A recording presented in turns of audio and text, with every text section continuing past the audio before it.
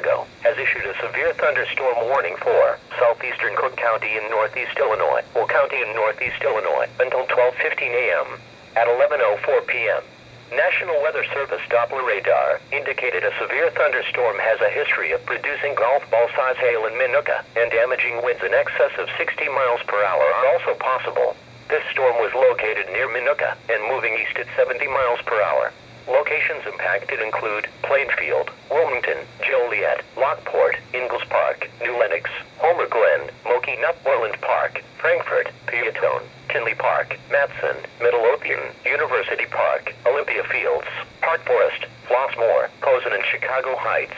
This storm has exhibited some weak rotation. Tornadoes can develop quickly from severe thunderstorms. Although one is not immediately likely, if a tornado is spotted, act quickly and move to a place of safety inside a sturdy structure, such as a basement or small interior room.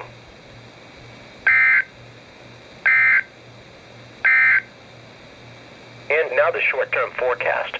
At 10:35 p.m., a line of thunderstorms was from Lake Forest to... Look, it's 11:11. Everybody make a wish.